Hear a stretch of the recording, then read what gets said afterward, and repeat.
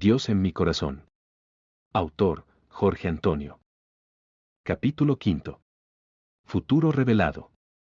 2 meses después de mi accidente, yo estaba sentado en el living de mi casa, hojeando un libro con mi mano derecha y agradeciendo a Dios todo el tiempo por haberme protegido de la muerte en ese trágico accidente en el que tantos perdieron la vida. Me sentía cada vez más fuerte y ya me había sacado los puntos y vendas que ataban mi brazo, que continuaba sostenido por un cabestrillo apoyado en mi cuello. Faltaba aún retirarme los alambres metálicos, que sus extremos aparecían por dentro de la piel de mi codo, pero el médico me había dicho que esto solo sería en los próximos 3 o 4 meses, hasta que el brazo recuperara completamente el movimiento. De hecho, mi brazo izquierdo quedó inmóvil, a pesar de tener la sensación de dolor caso me golpeara, pero no podía moverlo, excepto con la ayuda de mi brazo derecho. Solo respondían los dedos, cuando quería abrir o cerrar la mano. Hacía fisioterapia 3 veces por semana, pero parecía no haber ninguna recuperación significativa. El médico dijo que aún era prematura la recuperación de los movimientos porque recién acababa de cumplir 2 meses desde mi accidente. Aunque mi estado de salud estaba bastante comprometido, quería ir a Chile en febrero de ese año. En octubre de 1993, poco antes de mi accidente, uno de mis hermanos, 5 años menor que yo, me había invitado a participar de la fiesta de cumpleaños de mi madre, que cumpliría 70 años, el 14 de febrero del año siguiente. Mi esposa trató de convencerme de que era una locura que yo fuera en este estado, pero mi voz interior me decía que fuera, porque ya había comprado los pasajes para nosotros dos. La menor de mis hijas también quiso ir, pidió sus vacaciones que estaban vencidas en el banco donde trabajaba, y compró también un pasaje para ese mismo vuelo.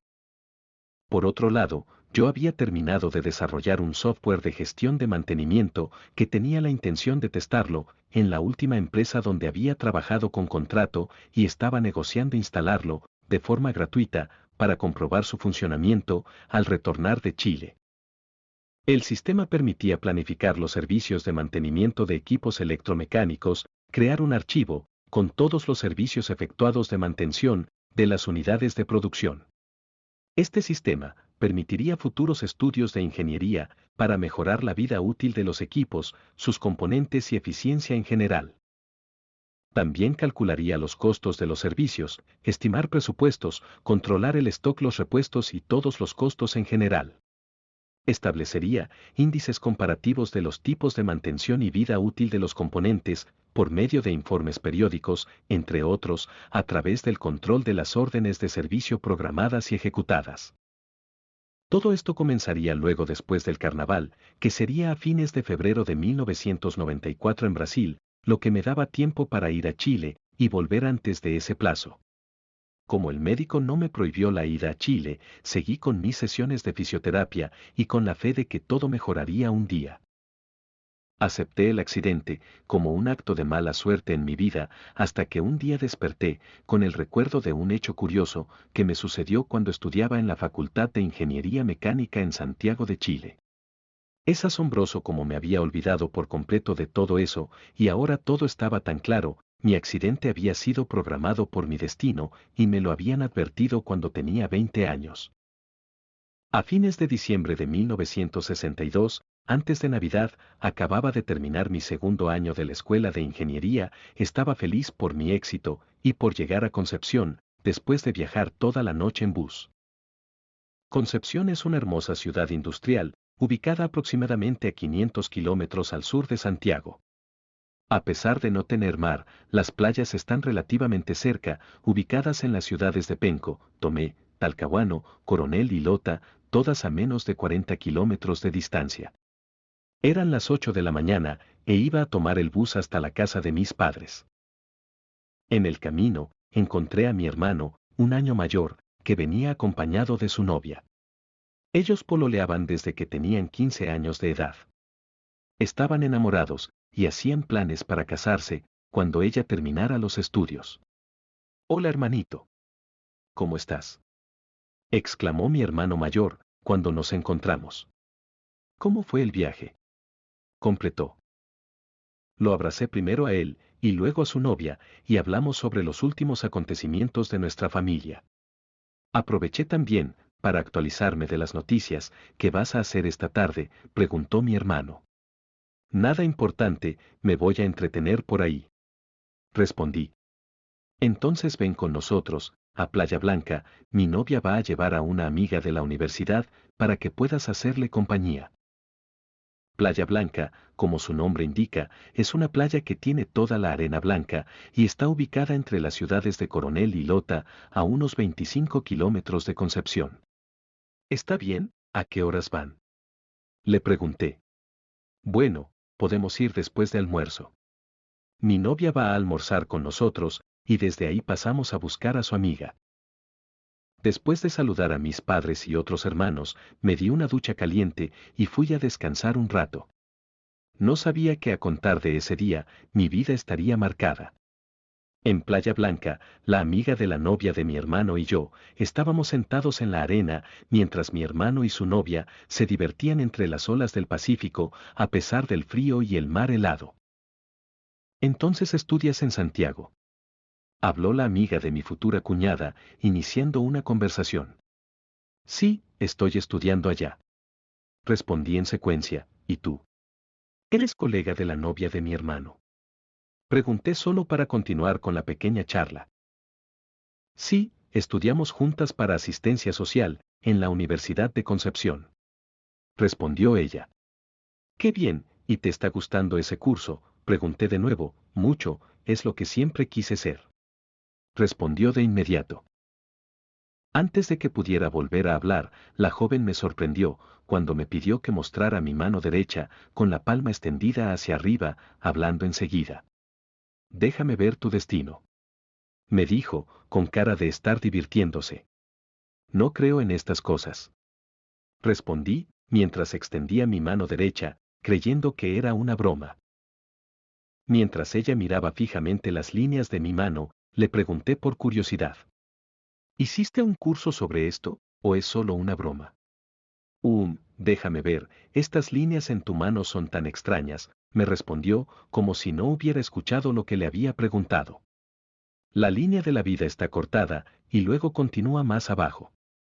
Nunca había visto una línea de la vida como esta antes. La joven habló, como si pensara en voz alta. Para de bromear, refuté. Estás tratando de asustarme, hablé riendo. No estoy bromeando, es verdad. Tendrás un destino diferente al de cualquier persona que yo haya visto o leído en las manos. Desde pequeña, me gusta conocer el destino de las personas, leyendo sus manos. Habló con convicción. Tengo una tía que me enseñó a conocer las líneas de las manos, y luego he ido mejorando, leyendo libros especializados en este tema. Continuó. Sabes, es difícil explicar lo que pasará en tu futuro, pero puedo decirte que será mejor que estés preparado para lo peor. Continuó hablando, mirándome directamente a los ojos. ¿Cómo así, moriré joven?, le pregunté sonriendo, sin creer nada de lo que había dicho. No lo crees, pero déjame intentar explicarlo. La línea de la vida nunca se cruza con la línea del destino, y en tu caso, no solo la cruza, sino que también la corta, desapareciendo para aparecer más abajo. Mira aquí, dijo sosteniendo mi mano derecha con la suya, y con el dedo índice de la otra mano, mostró las líneas, que hasta ahora no consigo distinguir. Para mí, esto significa que debes hacer alguna cosa, para juntar la línea cortada de la vida. Debes encontrar alguna forma, antes que ocurra el accidente, y sea tarde de más. Volvió a reforzar sus palabras, mostrando nuevamente la línea cortada, que para mí se confundía con las otras líneas, de la palma de la mano. Déjame ver tu mano izquierda, me dijo la niña, mientras tomaba mi otra mano, y la miraba con curiosidad. ¿Qué tengo en la mano izquierda? ¿Las líneas también son diferentes?, pregunté ahora un poco preocupado. Nada, estas son normales, ¿ves?, indicando con su dedo, en la palma de mi mano. Bueno, yo no creo en el destino, y mucho menos que esté escrito en las manos, así que olvídate. Respondí riendo. Pero tienes que creerme. Lo que entiendo, es que vas a tener un accidente. ¿Qué edad tienes?, preguntó con una expresión de preocupada. 20 años. ¿Por qué? respondí sorprendido. Es que nunca consigo calcular la edad, por las líneas de la mano, pero por lo que ya has vivido hasta ahora. Más o menos, a los 40 años, o un poco después creo. Me habló mirándome, con una expresión de lástima. 40 años, está bueno. Todavía me queda el doble de tiempo, de lo que ya he vivido. Respondí riendo. De hecho, no creía nada de lo que me estaba diciendo, o más bien, creía que se estaba divirtiendo conmigo para asustarme, y luego decir que todo era una broma. Eso es lo que piensas ahora, pero cuando llegue el momento, no querrás irte. Hasta entonces, tendrás tu propia familia, esposa, hijos. De todas formas, 40 años no es mucha vida, créeme. Dijo tratando de convencerme. No me importa, y creo que la muerte no existe como todos piensan, así que para mí está bien, comprendes, tampoco sé si voy a casarme, ni siquiera tengo polola. Respondí, con aire de poco interés. Bueno, aquí en las líneas de tu mano también hay otras predicciones. Conocerás a una mujer que te acompañará el resto de tu vida, y si no la has conocido hasta el momento, la encontrarás ahora, en estos días. ¿Entiendes? Ah, no, no creo que seas tú. No eres mi tipo. Dije en tono de broma. Claro que no, respondió ella ofendida. Tengo novio, y planeo casarme con él, porque lo amo, me habló mirando hacia el lado, como un desprecio. Ah, qué bien, gracias a Dios. Exclamé riendo. En ese momento, llegó mi hermano con su novia corriendo, mojados y temblando de frío, por causa del agua helada del mar. Cuando vio que su amiga aún sostenía mi mano derecha, le dijo a ella sonriendo. Mira, le voy a contar a tu novio que lo estás engañando. Oh, que nada, solo estoy viendo el destino a tu hermano. Ella respondió riendo. Ah, verdad. Entonces ve el mío también. Quiero saber, ¿cuántos hijos tendré cuando me case?, dijo riendo. La niña tomó su mano derecha y mirándola fijamente le dijo. Vas a tener 2 hijos. Su novia, que también estaba a su lado, extendió la mano y dijo sonriendo. ¿Y yo? La joven, abriendo mucho los ojos, dijo. Bueno, mi amiga, tú tendrás 4. ¿Cómo 4?, dijo mi hermano. ¿Y con quién vas a tener los otros 2?, mi hermano completó, mirando a su novia a los ojos.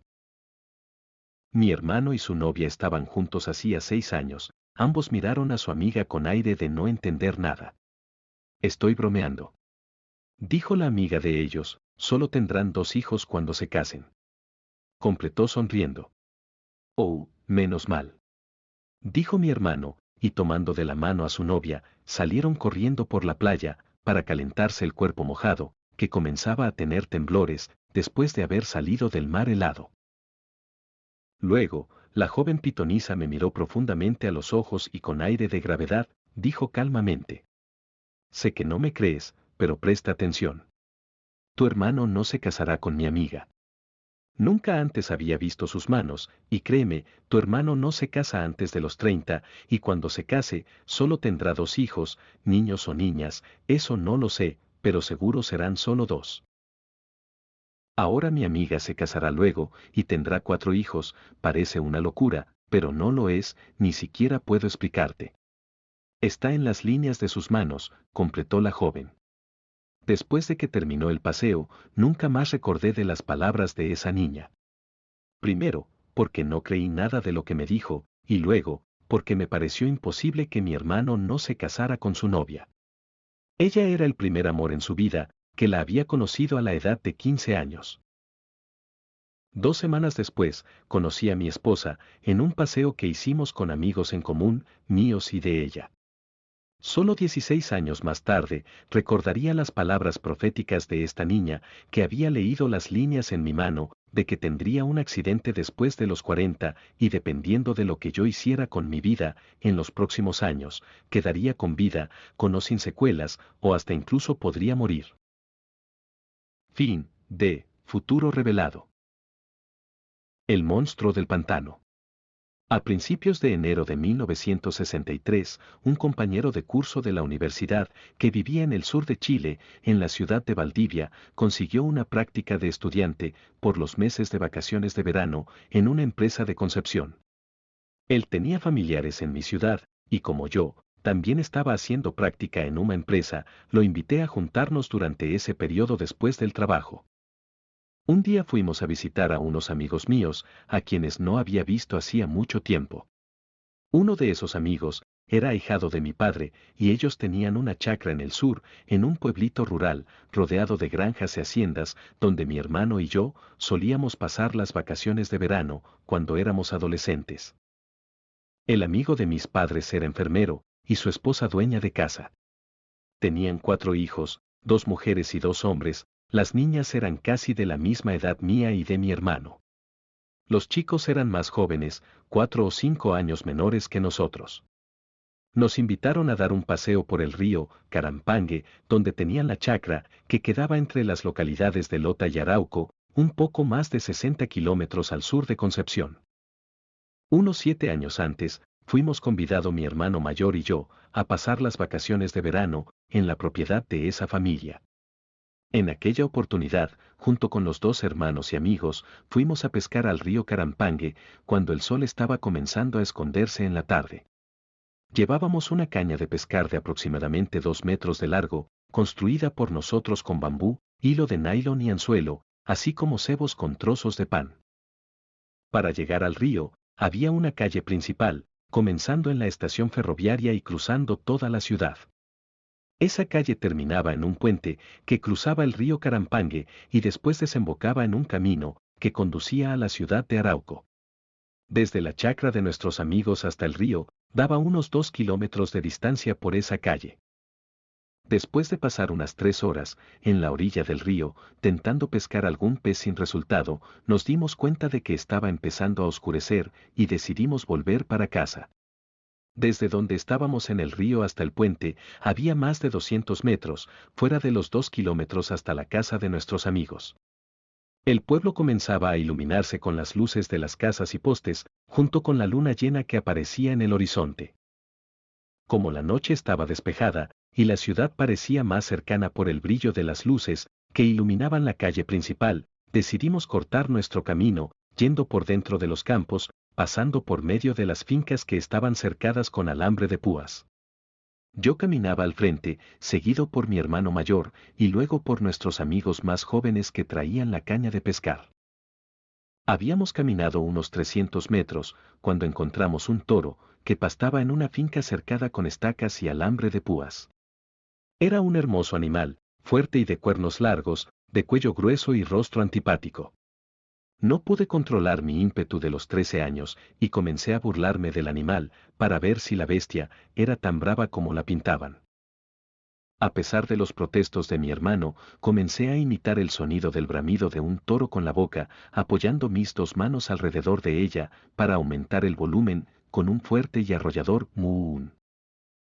Contrariamente a mis expectativas, el toro levantó la cabeza, comenzó a olfatear el aire, y luego de soltar un fuerte rugido, que debió haberse escuchado a decenas de metros de distancia, el animal corrió en mi dirección.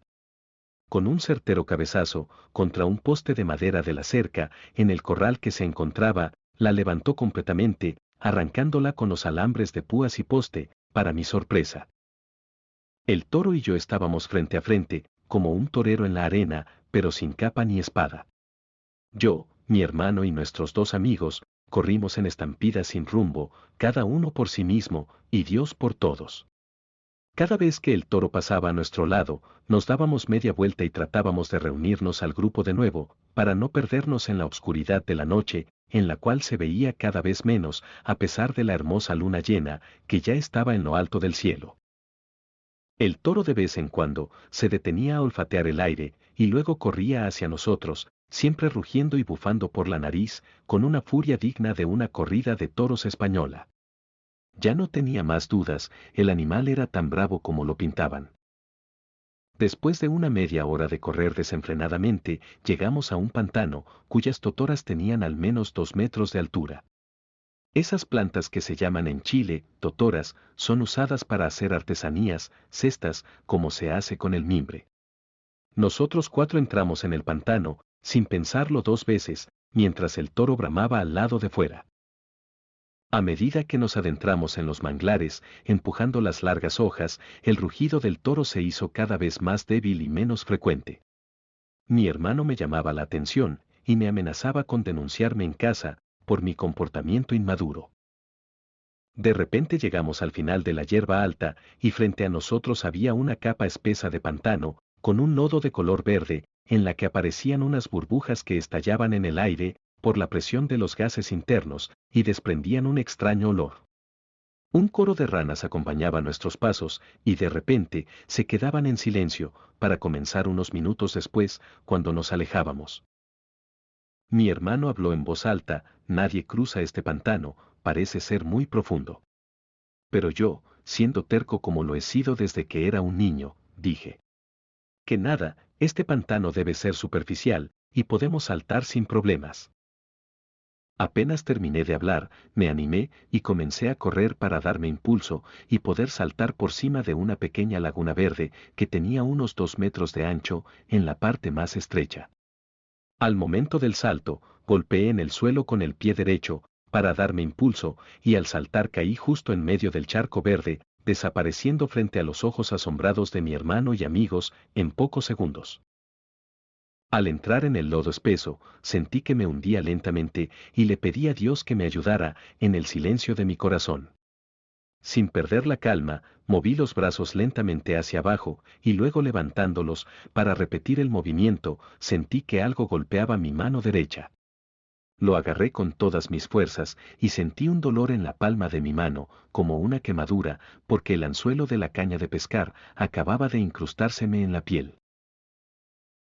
En el momento en que mi mano derecha emergió llena de lodo en el manglar, mi hermano rápidamente agarró la caña de pescar y con el anzuelo que estaba atado a la vara, lo aproximó contra mi mano.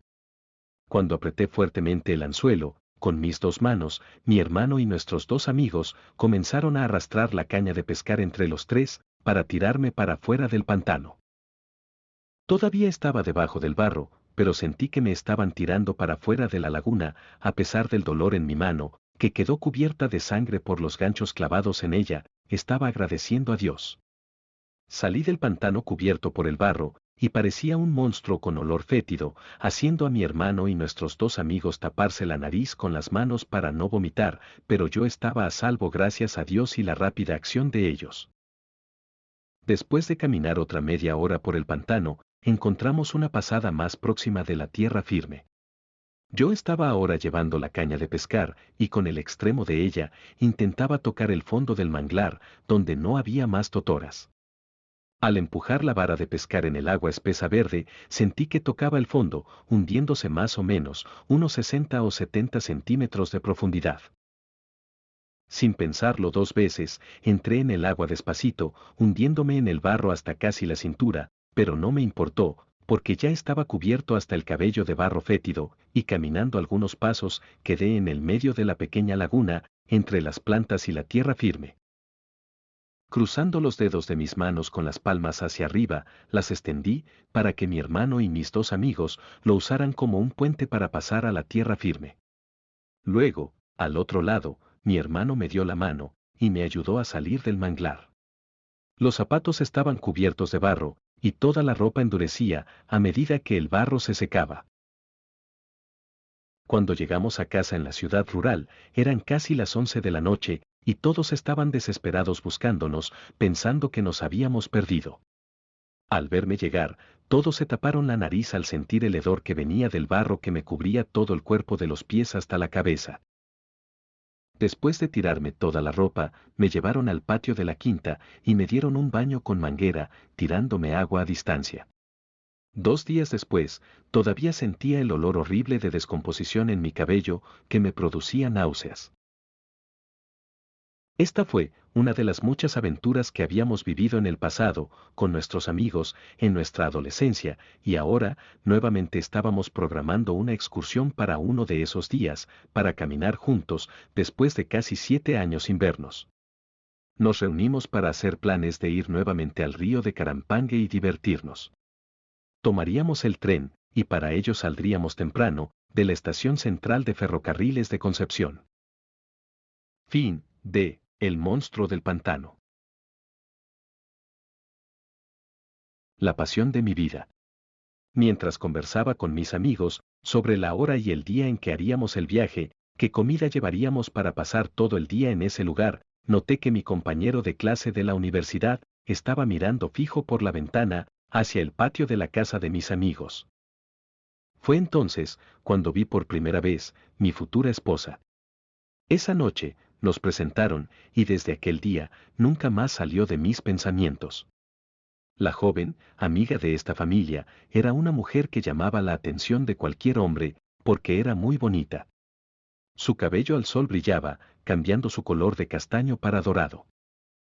Su cuerpo era esbelto a pesar de no ser alta, pero como usaba zapatos de tacón alto y su proporción de medidas perfectas, daba la impresión de que era más alta que otras personas, de su misma estatura. Cuando conocí a mi futura esposa, estaba pensando solo en estudiar, como no tenía dinero para divertirme, me propuse no conocer chicas hasta aquel momento. Durante el viaje en tren a Carampangue, yo estaba solo en un asiento, con anteojos para el sol mirándola sin que se diera cuenta, mientras ella estaba sentada con el grupo de amigos y amigas, conversando animadamente. Cuando llegamos a Carampangue, nos instalamos en un lugar en la playa del río, cerca de donde las aguas eran más profundas, con la intención de poder nadar después. Cuando entré al río, caminé hasta un lugar cercano a un pozo natural, donde esta parte de la corriente era más profunda, con más de 2 metros de profundidad, y yo me preparaba para sumergir, cuando mi futura esposa apareció a mi lado, y mirándome dijo: «Este río es peligroso». «Aquí es», respondí de inmediato. «¿Usted sabe nadar?», le pregunté. «No. No sé», respondió, y cayó en la parte más profunda del río que estaba cerca de nosotros. Sin pensarlo 2 veces, me sumergí para salvarla antes de que pudiera ahogarse.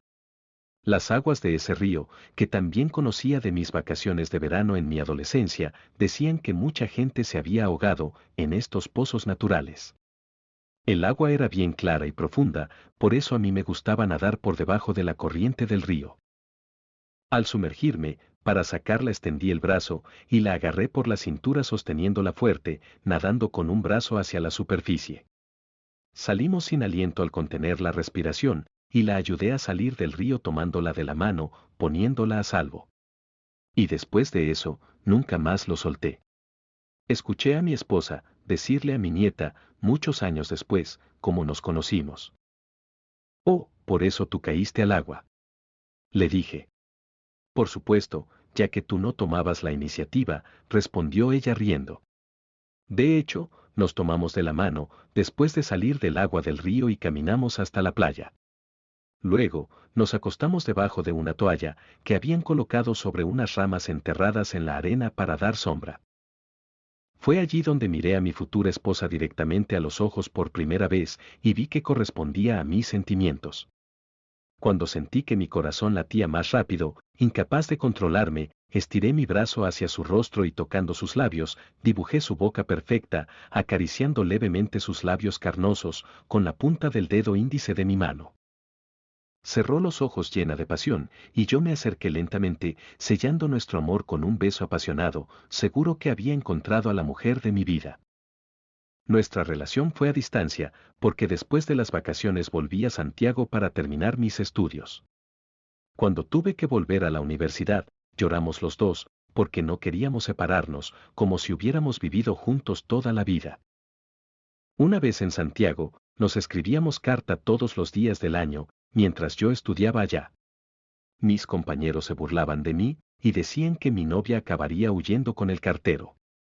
Es bueno recordar que en esa época no existía otra forma de comunicarse y el teléfono público era una opción muy cara, porque solo los ricos tenían teléfono particular o en las empresas en privado. Fin de La pasión de mi vida. Sin tiempo para vivir. Cuando me gradué, trabajé durante un año en una empresa en un pueblo rural, que estaba a más de 200 kilómetros de Concepción. Mis funciones eran de jefe de turno en la operación y mantención de la planta térmica de una empresa. Esta planta de vapor seco y sobrecalentado a alta presión operaba en 3 turnos de 8 horas. La unidad estaba compuesta por una planta de tratamiento de agua para calderas, 2 calderas de recuperación de soda de alta presión, además de otras unidades auxiliares para su operación. El horario de los turnos era a partir de las 6 horas de la mañana hasta las 14 horas. El turno de la tarde comenzaba a las 14 hasta las 22 horas y el nocturno comenzaba a las 22 hasta las 6 horas de mañana. Todos los turnos tenían un pequeño horario de media hora para tomar un café con algún sándwich traído de casa sin interferir en la producción de la planta. A cada 3 semanas, uno de los jefes de turno tenía un descanso, mientras los otros dos, también ingenieros, todos recién graduados, debían trabajar 12 horas para cubrir el tiempo libre del beneficiado. Desafortunadamente, uno de mis colegas, que llegamos a ser grandes amigos, tenía una motocicleta con un motor de 500 centímetros cúbicos, y falleció en un trágico accidente en la carretera. El otro jefe de turno y yo, tuvimos que trabajar sin descanso 12 horas al día, sin interrupción, durante más de 6 meses antes de contratar y capacitar a otro ingeniero para este cargo. Este trabajo era estresante, ya que pasábamos una semana durante el día y la otra siguiente, toda la noche sin descansar. Para cambiarnos de horario de turno, del día para el de noche y viceversa, teníamos que trabajar el sábado 8 horas en uno de los turnos en el día, quienquiera que estuviera en ese momento, luego descansar 8 horas después para volver a trabajar en el turno de la noche y luego continuar 12 horas. Cada uno en el nuevo periodo. Para tener unas horas libres y ver a nuestras familias, cada 15 días, mi colega, que ya estaba casado, y su familia también vivía en Concepción, y yo aún soltero, pero de novio con mi futura esposa, combinamos lo siguiente. En la semana en que uno de los dos descansaría, trabajaba de noche hasta la mañana, y el otro entraba en el turno de día y en lugar de trabajar 12 horas, se quedaba en el servicio 16 horas seguidas. Esto permitía al que estaba de noche salir del servicio a las 6 de la mañana, tomar un tren rápido, que salía de la estación a las 7 y el viaje demoraba 2 horas y media. A pesar del poco tiempo que demoraba el tren en llegar a Concepción, el viaje parecía eterno. Lo importante era pasar el día allí, al lado de la familia, y yo de mi novia. Llegaba a Concepción a las 9:30 de la mañana a la estación de tren, para regresar en otro que salía de allí a las 18 horas, para llegar a las 20:30, tiempo suficiente para prepararnos y volver al trabajo para entrar a las 22 horas, inicio del turno de noche. Pasar un día, o mejor 10 horas y media, con un ser querido, era mejor que nada. Mi colega de turno y yo, teníamos que hacer ese sacrificio cada 15 días, para quedarnos 2 noches seguidas sin dormir, trabajando. Mientras el otro trabajaba 16 horas continuas en ese día, todo este sacrificio, para poder ver a nuestros seres queridos, 2 veces al mes. Mi futura esposa trabajaba como secretaria del jefe máximo de la región, en una institución gubernamental, que administraba las contribuciones de los trabajadores. El día que yo podía tener ese descanso, ella tomaba una licencia sin sueldo y nosotros aprovechábamos para pasear todo lo que pudiéramos durante esas horas fuera del trabajo, yo sin dormir. Pero, ¿quién piensa en dormir en estos casos, cuando estamos apasionados? Todavía. Aún más, siendo jóvenes como éramos. Estaba enamorado, y estaba seguro de que ella sería mi compañera por toda la vida, tal como estaba escrito en las líneas de mi mano. Por otro lado, el noviazgo de mi hermano mayor había terminado, después de casi 7 años, el mismo año en que conocí a mi futura esposa. El destino se estaba cumpliendo paso a paso, como la niña había predicho en las líneas de mi mano, sin yo llegar a percibirlo. Pasé casi un año trabajando un turno de 12 horas en esa empresa y viajando cada 15 días para ver a mi novia. Era mi primer trabajo como ingeniero, y un día cansado, decidí salir y después conseguir un nuevo empleo. Fui contratado como ingeniero de mantención industrial en una gran empresa, en la que trabajaban más de 8,000 empleados en esa época y que estaba ubicada en la región de Concepción. Trabajé durante 8 años en esa industria, antes de ir a vivir al Brasil.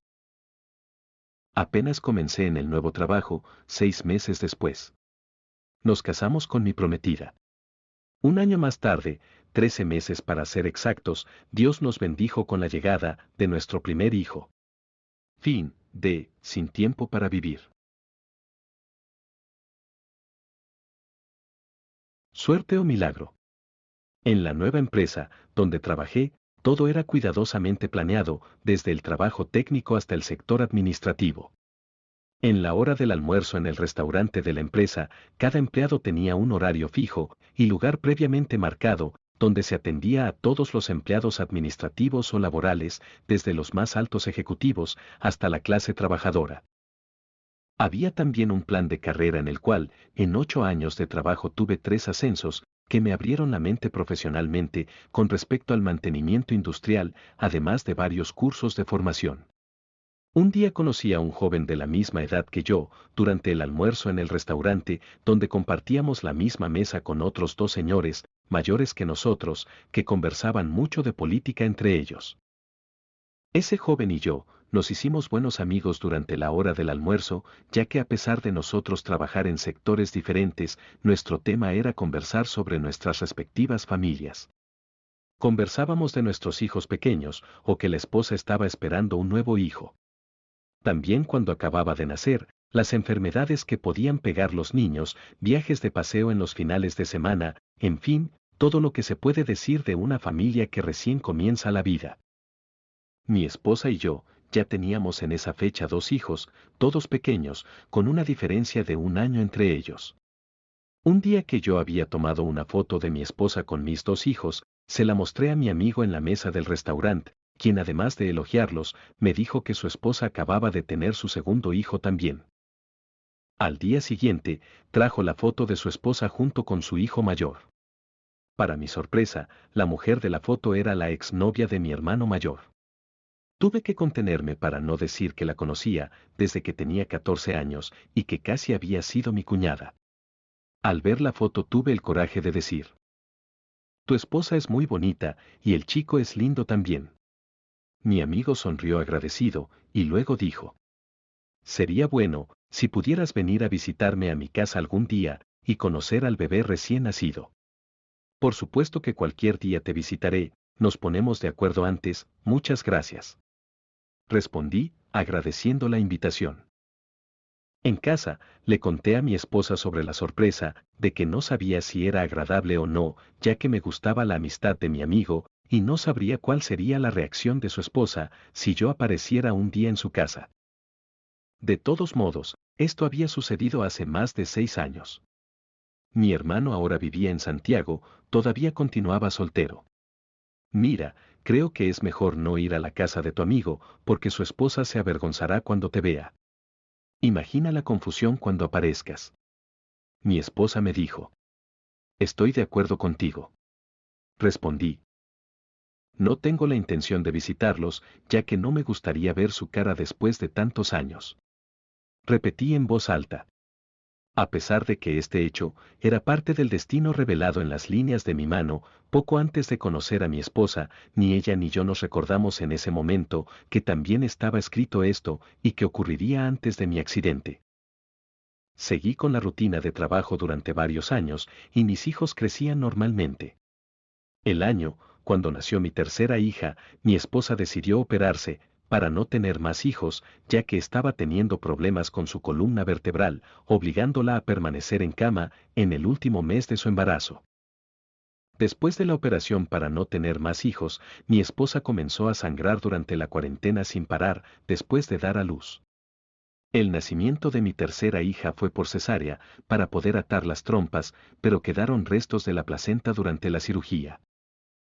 Cuando mi esposa comenzó con la hemorragia, era como un río de sangre deslizándose por las piernas. Corríamos al hospital y era internada durante 3 días, pero después volvía todo de nuevo. Esto se prolongó por un mes hasta que decidimos ir a otro médico, porque el que la atendía no supo descubrir cuál era el problema. El nuevo médico que consultamos era un señor de cierta edad, con más de 40 años de experiencia, y cuando la examinó, encontró que partes de la placenta habían quedado en el útero. El médico, después de hacer una intermediación, le pidió que permaneciera en reposo en cama durante un mes entero, para regresar más tarde para una nueva consulta. Yo estaba muy preocupado por la salud de mi esposa y me sentí más tranquilo cuando la hemorragia paró. Finalmente, llegó el día de la nueva consulta, y luego que el médico la examinó, nos dijo que finalmente había sido dada de alta y que podíamos seguir con nuestra vida normal. Esa noche, después de casi 3 meses separados, para no despertar a la criada o al bebé de tan solo 3 meses, que dormía en el dormitorio con nosotros, nos amamos en el suelo. Hicimos el amor sobre una alfombra, junto a la estufa que estaba encendida, para combatir el frío, que comenzaba a llegar con el invierno. Luego de apagar el fuego de nuestro amor, que se había interrumpido con el embarazo de nuestra tercera hija y sobre todo con la secuela que apareció, por error del médico, por causa de una cirugía mal efectuada, mi esposa me dijo: si no fuera por el hecho de que me operaron para no tener más hijos, diría que estoy embarazada de nuevo. También creo. Respondí enseguida, riendo. Parecía que estábamos de luna de miel. Completé, después de darnos un beso apasionado en la boca. La vida volvió a la normalidad poco a poco. De vez en cuando, mi amigo del trabajo me invitaba a un cumpleaños de uno de sus hijos, que ya estaban en el jardín de infancia. Siempre me excusé para no ir a su casa. Inventaba que tenía que trabajar, problemas con mis niños y mucho más, siempre evitando conocer a su familia. Pasaron los días, y un fin de semana fuimos a visitar a mis padres y mi abuelita por parte de mi madre, que vivía con todos nosotros desde pequeños. Ella, cuando nos saludó, dijo: mira qué suerte tienen, viene otro chico. Mirando a mi esposa, le dije: ¿qué es eso, abuelita? Mi esposa está operada para no tener más hijos. Mi esposa repitió en coro: abuelita, no podré tener más hijos, me operaron. Mi abuela, que siempre nos había avisado, cuando mi esposa estaba embarazada, mucho antes de que nos diéramos cuenta, nunca se había equivocado sobre eso, ni del sexo del bebé. Así que no podíamos creer que pudiera estar tan equivocada. En el mes siguiente no llegó la menstruación de mi esposa, ni en el subsiguiente, y decidimos marcar una visita con el último médico que nos atendió. Después del examen habitual, se sentó en su escritorio y mirándonos tranquilamente a los ojos dijo: está embarazada, señora, de 3 meses, y ahora tendrá que cuidarse para que este niño nazca sano. Fui con mi esposa a quejarme con el médico, que la había operado para evitar hijos. Simplemente nos felicitó, y levantándose, nos dirigió a la puerta de su consultorio, deseándonos buena suerte. Casi en la misma fecha en que cumplió años nuestra tercera hija, nació nuestro cuarto hijo, confirmando el pronóstico de mi abuela materna. Al igual que con el nacimiento de mi tercer hijo, el menor también nació por cesárea. En el caso de mi penúltima hija, el médico recomendó una cesárea para aprovechar la cirugía y atar las trompas de falopio en la misma operación. En el caso del hijo menor, fue mi propia esposa quien pidió, ya que según los cálculos del médico, nuestro hijo nacería el mismo día de su cumpleaños. Mi esposa, al ver que el bebé no nacía hasta el día antes de su cumpleaños, sin decirme nada, mientras yo trabajaba, dejó a nuestros 3 hijos en la casa de su madre y tomó un taxi hasta el hospital. Después de ser examinada por un médico de turno, fue hospitalizada a pesar de que afirmó que no era la hora aún de dar a luz. Mi esposa empezó a gritar y hacer escándalo, diciendo que no podía soportar más el dolor, y le pidió al médico que le hiciera una cesárea, porque según ella, el niño podría estar teniendo problemas para nacer. Después de mucho exigir, llegó el médico que la atendía. Como ya era de noche, le rogó que al nacer el niño, la operara para no tener más hijos. Finalmente, el médico aceptó, por lo que cortó sus trompas, garantizando que no podría quedar más embarazada. Luego, ya en casa, con nuestro último hijo recién nacido en sus brazos, mi esposa me confesó esta historia, alegando que no le parecía justo que nuestro hijo tuviera la misma fecha de nacimiento que ella. Definitivamente, arruinaría la vida privada de él en el futuro, porque nunca podría celebrar su cumpleaños con amigos o con su propia familia, por causa de ella también estar haciendo aniversario. Ella pensó que era injusto que cuando un día él se casara, no celebrara su cumpleaños separado, ya que tendría que ir a saludarla ese mismo día. Mi esposa ya sabía esto por experiencia. Tenía un hermano del primer matrimonio de su madre, que nació el mismo día que mi suegra, y nunca pudo celebrar su cumpleaños, porque tenía que pasar esta fiesta con ella. Finalmente, nuestro cuarto hijo había nacido por milagro, ya que estaba operada. Suerte o milagro, eso no sé. Para mí, siempre creí que los hijos son de Dios, y nosotros somos solamente instrumentos para ellos poder llegar a este mundo. Ella tenía razón, y antes de que pudiera decir nada al respecto, me dijo sonriendo: escucha, si vuelvo a quedar embarazada, ahora quien se va a operar eres tú. Fin del capítulo 5.